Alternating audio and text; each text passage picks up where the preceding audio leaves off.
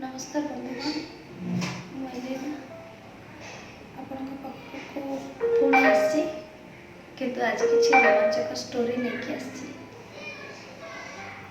Actually more कहानी आज गोटे छोट पिला गोटे छोट पिला थिला। से एक्चुअली समुद्र कूल बाली घर गढ़ुला। ता माँ किसी दूर से छिड़ा होते समुद्र को देखुले। तो पछर गोटे मांकड़ आसला, से पिलाटी गोड़ेला। तो पिलाटी डरीगला। पिला भी दौड़िया को लगिला, मांकड़ भी ता पछर गोड़ेला। पिला आगे दौड़ी, मांकड़ पछरे गोड़ौची, चली चली। तो पिलाटी जोर जोर डाकी डाकी जाऊँगी, माँ माँ मते बंचा। मांकड़ गोड़ौची। माँ अनेला जे ता पुओ तो जो चिले डाकुची। ता माँ कहला, तू से अटकी जा। ना माँ मु अटकी गले मत मांकड़ कामुड़ी दब ना। मुझे पर कहली तू अटकी जा। ना नाई माँ मांकड़ कामुड़ी दब मत। तू जान तू ही मत रक्षा कर पार ना मत मांकड़ कामुड़ी दब। से चिल्लुची दौड़ुची कौची। तो माँ कहले ना जदि तू मत माँ बोली कहूचु, जदि तू माँ बोली मत डाकुचु, तेबे मु तते कहूची तू सेठी अटक, सेठी अटकी जा, सेठी छिड़ा जा। पिलाटी मन मन कौन भाविला के जानी सेठी छिड़ा गला। तार पछर तार अल्प पछरे मांकड़टे थिला, अल्प किछि दूर रे मांकड़टे थिला। पिलाटी रे छिड़ा को देखिकी मांकड़ भी किछि दूर रे छिड़ा गला। तापर माँ कहले पछक बोली जानिलो मांकड़ कोठी अनेची। पिलाटी कहला मो पछरे अछि मांकड़। ना एबे मु तते कहूची तू बोलिकी मांकड़ को गोड़ा। ना ना सी एत बड़ मांकड़ मते कामुड़ी दब, मते डर लगुची। तू आस मो संगे। ना ना मु जीविनी, तू गोड़ा तब विश्वास अच्छी ना तते कहली अटकबनी, तू अटकिलु मांकड़ अटकिले। तेबे जदि से माँ कथारे विश्वास अच्छी ना तेबे बोली कर आ मांकड़ को गोड़ा। पिलाटी पुणी किस समय भाविला, तापर बोली पड़ा से मांकड़ को गोड़ेबा आरंभ कला। जिते से मांकड़ को गोड़ेबा आरंभ कला ना से मांकड़ दौड़िला आ पिलाटी गोड़ेला। धीरे धीरे मांकड़ डरिकी किछि बाट गला पड़ेला देख। पिलाटी भारी खुशी लगे, दौड़ी दौड़ी आसला ता माँ को कुंडे पकेला। कहला माँ तू केमती जानिलु जे मांकड़ दौड़ी के पड़ेगा। ता माँ कहला ये तो दुनिया रीति ना, आम जहाँ को डरू से आम मान को डरती, आ जहाँ को आम न डरू से आमको केवे डर पारे। तेणु आम जीवन युद्ध भी ना आमको सेमती ही चलिया को पड़े। लोक मैंने एमती अच्छा आमको डरेबे किंतु ना आमको डरया को पड़े। खाली अटकी गले हेनी, डरिकी माँ पण तो पछरे, भाई पण तो पछरे, सांग पण तो पछरे, क्या पछरे लुचि जावाटा जीवन नुह।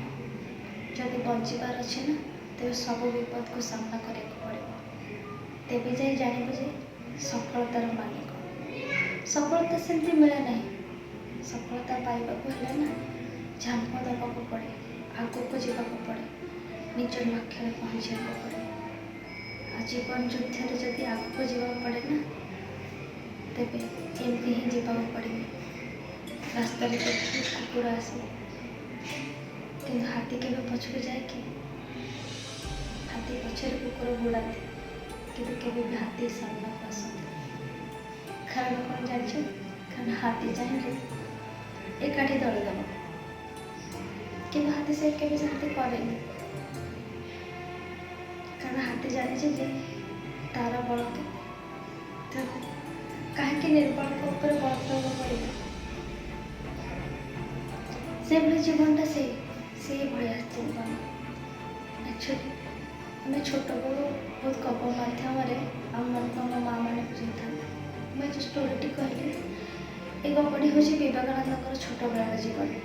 जिते विवेकानंद छोट होता ना ये माँ बुझे जीवन मूल्य से प्रथम माँ ठार पाई। କଥା ଏତିକିରେ ସରିଯାଏନି ବନ୍ଧୁ, କଥା ଆହୁରି ଅଛି।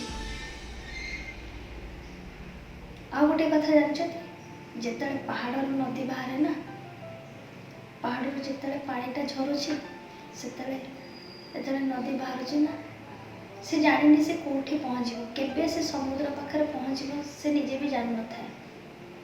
କିନ୍ତୁ ସେ ଗୋଟେ ସ୍ରୋତରେ ବହିଯାଏ, ଗୋଟେ ଧୈର୍ଯ୍ୟ ଥାଏ, ତାର ଗୋଟେ ଲକ୍ଷ୍ୟ ଥାଏ, ମୁଁ ପହଞ୍ଚିବି। କିନ୍ତୁ ସେ ଜାଣିନି ଯେ ତାକୁ ପହଞ୍ଚିବା ପାଇଁ କେତେ ଦୂର ଲାଗିବ, କେତେ ବାଟ ଦେଇକି ଯିବାକୁ ପଡ଼ିବ, କେତେ ଦୁର୍ଗମ ଜଙ୍ଗଲ ଦେଇକି ଯିବାକୁ ପଡ଼ିବ, କେଉଁ ରାସ୍ତା ଦେଇକି ଯିବାକୁ ପଡ଼ିବ, କେଉଁ ଗାଁକୁ ଭସେଇବାକୁ ପଡ଼ିବ, କ'ଣ ପଡ଼ିବ ସେ କଥା ବୁଝେ ନା। ସେ ଜାଣେ ମୁଁ ଧାରରୁ ବଢ଼ିଲି, ଆଉ ଗୋଟେ ଧାରରେ ମିଶିବା ହେଉଛି ମୋର ଜୀବନ, ମୁଁ ସେଇଠି ଯାଇ ମିଶିବି। ତ ସେଇଠି ତାକୁ ମିଶିବା ପାଇଁ ସେ ଅପେକ୍ଷା କରିଥାଏ। ସେଥିପାଇଁ ସେ ବହି ଚାଲେ। ତାର ଅନ୍ୟମାନଙ୍କ ପ୍ରତି ଲକ୍ଷ୍ୟ ନଥାଏ ଯେ ତା ଦେହରେ କିଏ ମାଛ ମାରୁଛି, କିଏ ଡଙ୍ଗା ଚଲାଉଛି, କିଏ ଗାଧୋଉଛି, ସେଥିପ୍ରତି ତାର ଲକ୍ଷ୍ୟ ନଥାଏ। ତାର କେବଳ ଗୋଟିଏ ଲକ୍ଷ୍ୟ ଥାଏ ଯେ ମୁଁ କେମିତି ସମୁଦ୍ର ପାଖରେ ମିଶିବି। ଆଉ ତାର ସେଇ ଧୈର୍ଯ୍ୟ, ସେଇ ସହନଶୀଳତା ନା ଦିନେ ତାକୁ ସମୁଦ୍ର ପାଖରେ ପହଞ୍ଚାଏ, ଆଉ ଦିନେ ତାକୁ ଏକାଠି ମିଶାଏ। ସେଇ ହେଉଛି ଜୀବନ। ଆକ୍ଚୁଆଲି ଆମେ କେବେ ଆମ ଜୀବନରେ ନା ଆମ ଲକ୍ଷ୍ୟକୁ କେବେ ସ୍ଥିର କରିନଥାଉ, କିମ୍ବା ବେଳେବେଳେ ଆମେ ଲକ୍ଷ୍ୟ ବିଚ୍ୟୁତ ହେଇଯାଇଥାଏ, ହାରି ଯାଉଥାଉ ଜୀବନରେ। ଏଥିପାଇଁ ହାରି ଯାଇଥାଉ ଯେତେବେଳେ ବାର ଆମକୁ ଅସଫଳତା ମିଳେ ନା, ଆମେ କହୁ ଆମ ଦ୍ୱାରା ହବନି, ଆଉ ଆମେ କରିପାରିବାନି, ହେଇପାରିବନି। ଆଉ ମୁଁ ବହୁତ ଚେଷ୍ଟା କଲି କିନ୍ତୁ ପାରିଲିନି। ମୁଁ ଚେଷ୍ଟା କରିଛି, 5 ବର୍ଷ ଚେଷ୍ଟା କରିଛି, 10 ବର୍ଷ ଚେଷ୍ଟା କରିଛି, ହେଲାନି। ସେଥିପାଇଁ ଲାଇନ୍ ଛାଡ଼ିଦେଲି। ଏବେ ଆଉ ଗୋଟେ ଲାଇନ୍ ଧରିଲି। ନା ସେଇଟା ଲକ୍ଷ୍ୟ ନୁହେଁ, ଲକ୍ଷ୍ୟ ଗୋଟିଏ ହେବା ଉଚିତ। ବିନା ଲକ୍ଷ୍ୟରେ ମଣିଷ କେବେ ଆଗକୁ ବଢ଼େନି। ବିନା ଲକ୍ଷ୍ୟରେ ତ ରାସ୍ତା ବି ଦେଖାଯାଏନି, କାରଣ ଘର ପର୍ଯ୍ୟନ୍ତ ରାସ୍ତା ବି ଲକ୍ଷ୍ୟ ନେଇକି ତିଆରି କରାଯାଏ। ମୋ ଘରକୁ ଯଦି ଯିବାକୁ ଚାହିଁବି ନା, ତେବେ ମୋର ଲକ୍ଷ୍ୟଗତକୁ ମୁଁ ଘର ବୋଲି ଭାବିବି, ତେବେ ଯାଇ ମୋତେ ମୋ ଘର ରାସ୍ତା ଦେଖାଯିବ। ଯଦି ବିନା ଲକ୍ଷ୍ୟରେ ମୋତେ ଘର ରାସ୍ତା ଦେଖାଯାଉନି, ତେବେ ଲକ୍ଷ୍ୟ ପଥ କେମିତି ଦେଖାଯିବ? ଯଦି ମୁଁ ଗୋଟେ ଲକ୍ଷ୍ୟ ନିର୍ଦ୍ଦିଷ୍ଟ ନ କରିବି, ଆଉ ସେ ଲକ୍ଷ୍ୟ ନିର୍ଦ୍ଦିଷ୍ଟ କରିବା ପାଇଁକା ନା ମୋତେ ରାସ୍ତାରେ ବହୁତ ଝୁଣ୍ଟିବାକୁ ପଡ଼ିବ। ବହୁତ ଲୋକ ଆମକୁ ଆସିବେ, କ୍ଷତାକ୍ତ କରିବେ, ବହୁତ ଲୋକ ଭୁଲ କଥା କହିବେ, କେତେ କଥା ଆମକୁ ଶୁଣିବାକୁ ପଡ଼ିବ। ନା ହବନି, ତମ ଦ୍ୱାରା ହେଇପାରିବନି, ତମେ ନାକାଳ, ତମେ ବେକାରିଆ, ତମେ ମୂର୍ଖ, କେତେ କଥା କହିବେ। କିନ୍ତୁ ଫୋକସ୍ ତା ଉପରେ କରନି। ଫୋକସ୍ କର ତା ଉପରେ ଯେ ମୋ ଲକ୍ଷ୍ୟରେ ମୁଁ କେମିତି ପହଞ୍ଚିବି। ଏଇଟା ମୋର ଲକ୍ଷ୍ୟ, ମୋ ଲକ୍ଷ୍ୟରେ ମୁଁ କେମିତି ପହଞ୍ଚିବି। ଆଉ ସଫଳତା ସେଇ ଲୋକ ହିଁ ଛୁଇଁପାରେ ଯେ ନିଜ ଲକ୍ଷ୍ୟକୁ ନିଜ ଜୀବନ ବୋଲିକା ଭାବି ସାରିଥାଏ, ଯେ ନିଜ ଲକ୍ଷ୍ୟକୁ ନିଜ ନିଶ୍ୱାସ ବୋଲି ଭାବି ସାରିଥାଏ, ଯେ ମୋ ପ୍ରତ୍ୟେକ ନିଶ୍ୱାସରେ ମୋର ଲକ୍ଷ୍ୟ ରହିଛି, ଆଉ ସେ ଲକ୍ଷ୍ୟରେ ମୋତେ ପହଞ୍ଚିବାକୁ ପଡ଼େ। ସେଇଥିପାଇଁ ନିତେଶ ଅମ୍ବାନୀ ଭଳି ଲୋକ ହେଲା ଏତେ କମ୍ ପାଠ ପଢ଼ିକି ମୂର୍ଖ ହେଇକି ବି ଆଜି କୋଟି କୋଟି ଟଙ୍କାର ମାଲିକ। କାରଣ ସେ କେବେ ଭାବିନଥିବେ ବି ଯେ ମୁଁ ଗୋଟେ ଏତେ ବଡ଼ ଲୋକ ହେବି, କିନ୍ତୁ ତାଙ୍କର ଲକ୍ଷ୍ୟଟି ନିର୍ଦ୍ଦିଷ୍ଟ ହେଇଥିଲା ଯେ ମୁଁ ଗୋଟେ ବଡ଼ ଲୋକ ହେବି। କ'ଣ ହେବି ସେ ଜାଣିନଥିଲେ, କିନ୍ତୁ ଭାବିଥିଲେ ଯେ ମୁଁ ବଡ଼ ଲୋକ ହେବି। ଯଦି ଆଉ ଗୋଟେ ଉଦାହରଣ ଦେବି, ଆମର ପୂର୍ବତନ ରାଷ୍ଟ୍ରପତି ଯିଏ ଅବଦୁଲ କାଲାମଙ୍କର, ତେବେ ତାଙ୍କର ମଧ୍ୟ ଗୋଟିଏ ଲକ୍ଷ୍ୟ ଥିଲା, ସେ ବଡ଼ ହେଇକି ରାଷ୍ଟ୍ରପତି କହିଲି ସେ ବଡ଼ ହେଇକି ଜଣେ ଭଲ ସାଇଣ୍ଟିଷ୍ଟ ହେବେ। ତ ସେଥିପାଇଁ ସେ ଗୋଟେ ନାଉରିଆର ପୁଅ ଥିଲେ। ଅବଦୁଲ କାଲାମ ଜଣେ ନାଉରିଆର ପୁଅ ଥିଲେ। ତାଙ୍କର ଜୀବିକା ଥିଲା ଡଙ୍ଗା ଚଲେଇବା। ଆଉ ତାଙ୍କ ବାପା ବି ଚାହିଁନଥିଲେ ଯେ ସେ ଏତେ ପାଠ ପଢ଼ନ୍ତୁ, ଆଗକୁ ଯାଆନ୍ତୁ, କାରଣ ସେତିକି ପାଠ ପଢ଼ିବା ପାଇଁ ତାଙ୍କ ପାଖରେ ପଇସା ନଥିଲା, ସେତିକି ସାମର୍ଥ୍ୟ ନଥିଲା, କିଛି ନଥିଲା ତାଙ୍କ ପାଖରେ। ଫିର୍ ବି ସେ ତାଙ୍କ ଲକ୍ଷ୍ୟସ୍ଥଳରେ ବିଚ୍ୟୁତ ହୋଇନଥିଲେ। କାରଣ କିଛି ଲୋକ ବିଭିନ୍ନ ଆମକୁ ପ୍ଲି ନିଅନ୍ତି ଯେ ଆମ ପାଖରେ ପଇସା ନାହିଁ, ଆମେ ଆଗକୁ କେମିତି ଯିବୁ। କିଛି ଲୋକ ପ୍ଲି ନିଅନ୍ତି ଆମ ପାଖରେ ଅଭାବ ଯୋଗୁଁ ଆମେ ପଢ଼ିପାରିଲୁନି।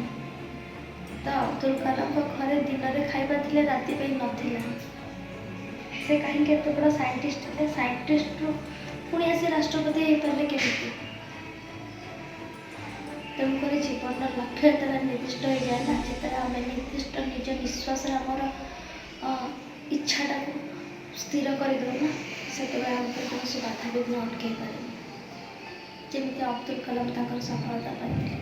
ସାମାନ୍ୟ ନାଉରିଆ ପୁଅରୁ ନିଜ ଭଉଣୀ, ତାଙ୍କର ଇଚ୍ଛା ଶକ୍ତି, ତାଙ୍କର ଆଗ୍ରହ ଦେଖିକି ନିଜ ଭଉଣୀ ତାର ବାହାଘରରେ ଯାହା ବି ସୁନା ଅଳଙ୍କାର ଗହଣା ଯାହା ବି ଥିଲା ତାଙ୍କୁ ବିକିକିରି ତାଙ୍କୁ ପାଠ ପଢ଼ିବାକୁ ଛାଡ଼ିଥିଲା।